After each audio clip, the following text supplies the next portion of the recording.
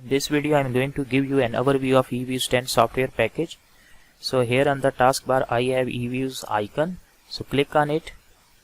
So eViews 10, this is startup screen, and it is giving us certain message that create a new work file, open an existing file, or open a foreign file such as an Excel.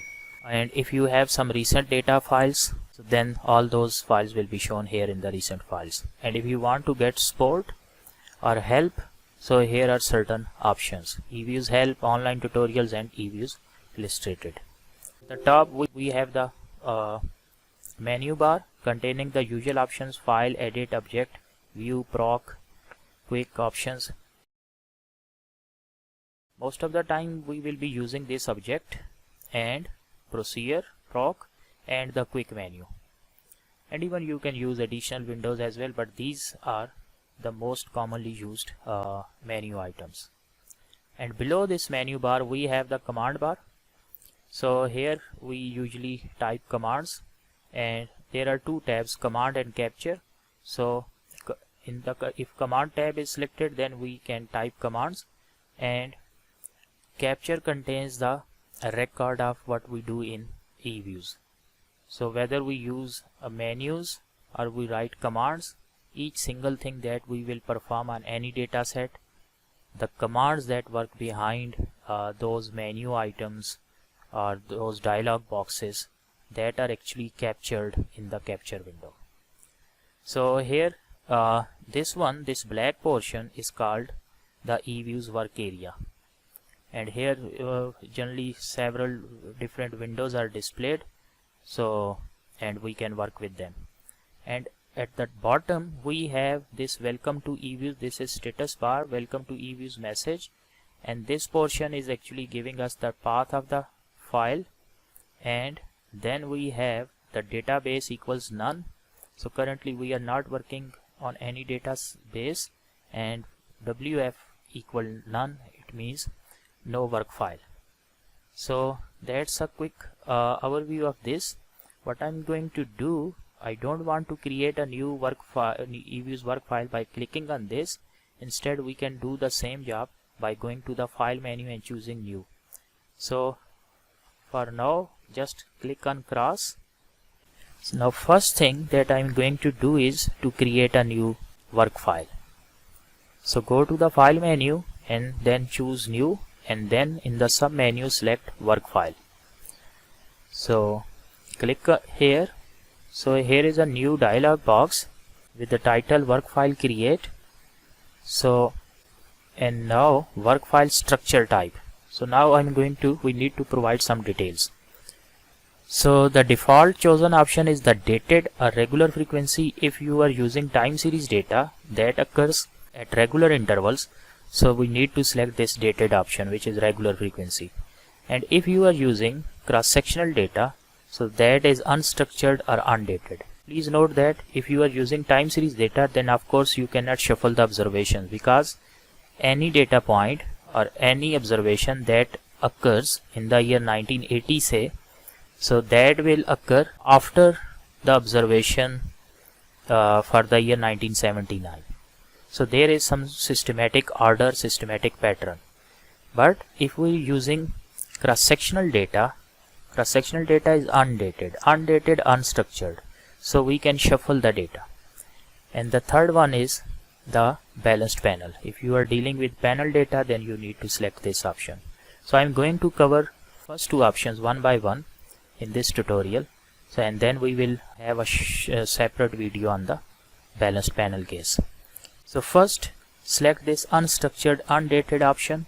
When you click on it, and then we see here this dialog box is asking us to provide the data range and observations. Here we need to provide just the total number of observations. Like we have cross-sectional data containing 50 data points, we need to provide here 50. So that's it. So let's go to the Excel software and use this hypothetical data set that we have in Excel spreadsheet.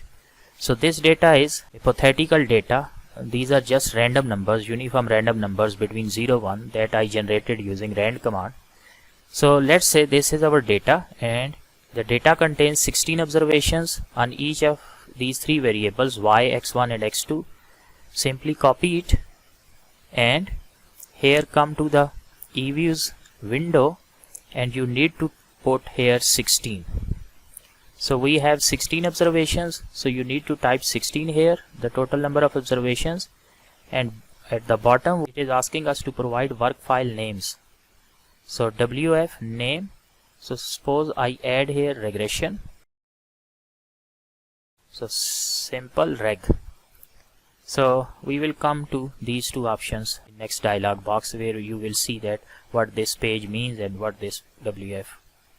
So this name is actually important because this is the name of the file, work file that on which we will work.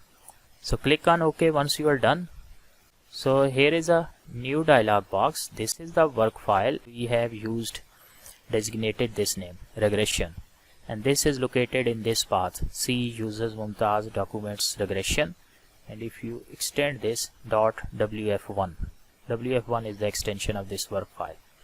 And here now you can see that C users Mumtaz document, this is the path, and work file is now we have the name of the work file. Previously it was none, and now this is our work file and it is giving us this range 1 to 16 observations. So total range and then sample 1 to 16.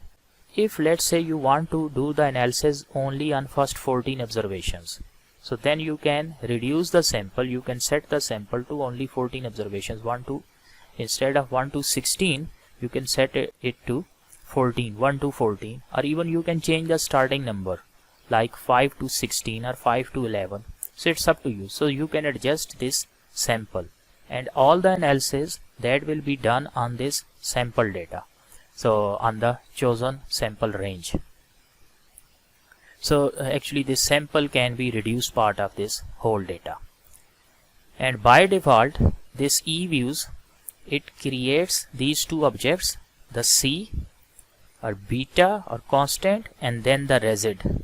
Resid object, it stores the residuals of the most recent regression that is run in the eViews. Suppose you run one regression and the residuals produced by that regression will be stored in this resid object.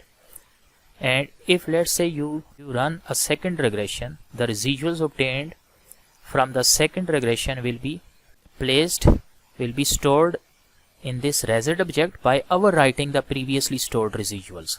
So this is how this resid object works.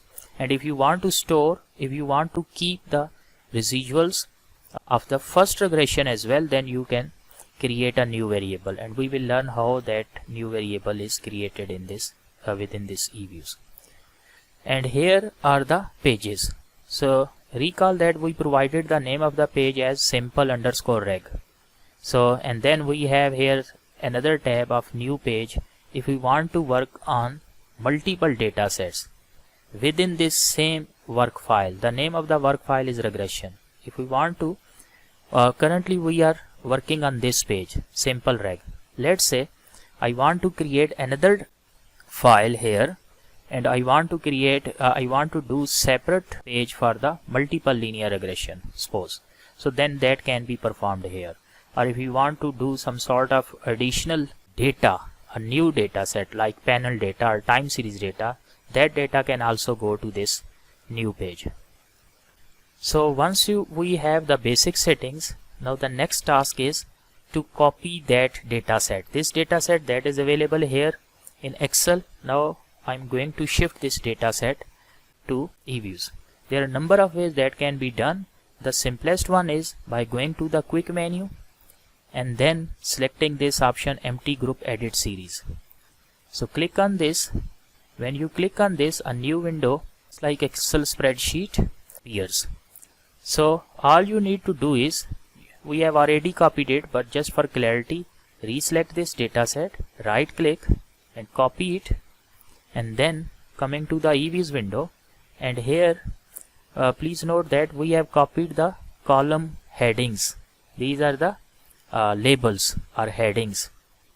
If you want to use the column names as well, the first row of this data set, it contains headings.